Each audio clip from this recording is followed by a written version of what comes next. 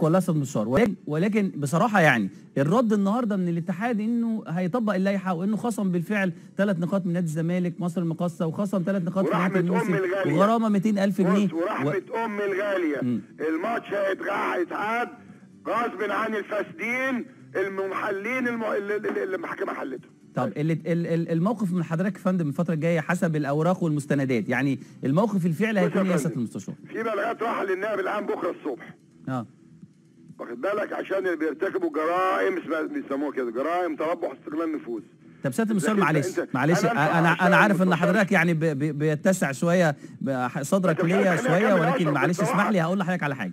يعني حضرتك بترفض اولا انه القرارات بتصدر من الاتحاد المصري لكره القدم، يعني حضرتك رفضت مثلا الاستبدال وحضرتك لعبت بعد كده المباريات، رفضت او انسحبت من مباراه مصر المقاصه وبعد كده حضرتك لعبت طلائع الجيش. ده بيعني في النهايه انه بتلتزم باللوائح، بعد كده بيقولوا ان نادي الزمالك طالما التزم ولعب المباريات وخاض عدد اللقاءات دي يبقى مش من حقه انه يعترض. انت جاي تسال وتجاوب دلوقتي يا استاذ اشرف ولا عايز انا اجاوب؟ انا عايز حضرتك تجاوب. طب من فضلك يعني اديني فرصه بعد اذن حضرتك.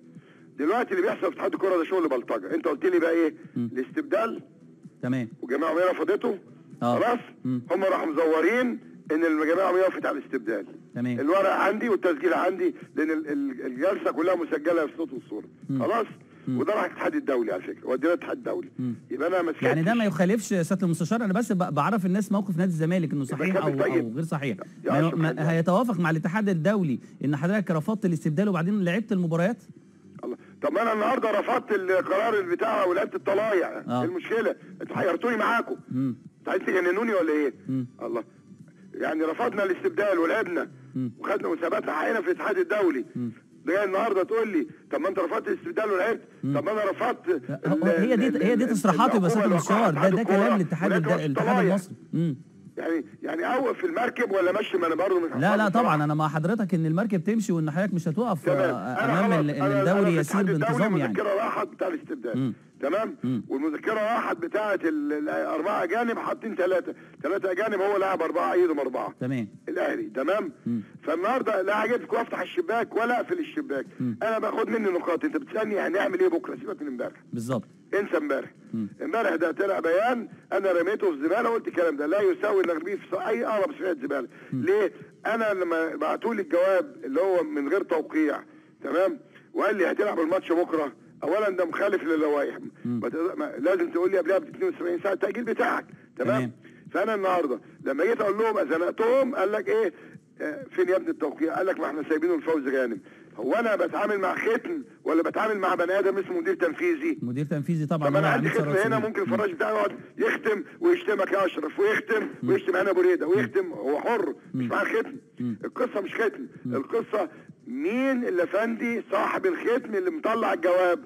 فوزي غانم ده شغال فراش هناك، انا مالي بيه تمام.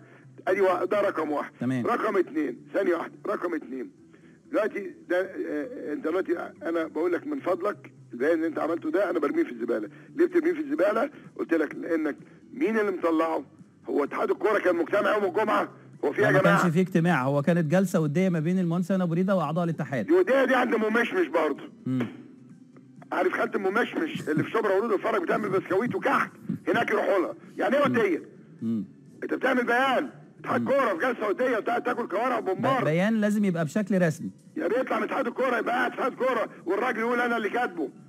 انا عايز اشوف راجل فيهم بصراحه. ما انا رحت لهم كلهم امبارح فرح بنت كرم كردي كلهم خافوا يروحوا. كان نفسي اشوف واحد فيهم بس.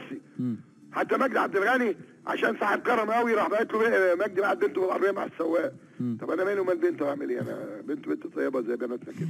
طيب يعني حضرتك بالاضافه الى انا سالتك دلوقتي يا استاذ اشرف وانت راجل اعلامي محترم، عايز اجابه على الاتحاد الكوري يطلع يقول لي ايه؟ واحد، اخ مرتضى ما حدش كلمك وبلغ الثلاث. اثنين، ما بعتلكش جواب ان الماتش يوم السبت. ثلاثه، مدحت شلبي ما قالش العامر قسموا التركه على الهوا عشان برزنتيشن والدولارات بتاع الاعلانات. تمام. اربعه، ان الامن الجواب بتاعه بيقول لك العب يوم الاحد. ايه ده؟ حد جاوبني؟ حد قال على جواب على السنه دي؟ ده بيستهبل. وبعدين قال له الرد البيان ده هو رد عليا ولا هو انا تصوري بيرد على هاني شاكر. يعني كل المخالفات دي حضرتك بكره ان شاء الله هتكون عند النائب العام بلاغ من المستشار مرتضى منصور رئيس نادي الزمالك ضد الاتحاد المصري لكرة القدم بهذه المخالفات. هو ده رد حضرتك بكره ان شاء الله يعني باذن الله. انت بقى اللي انا سالته لك ده ساله لهم.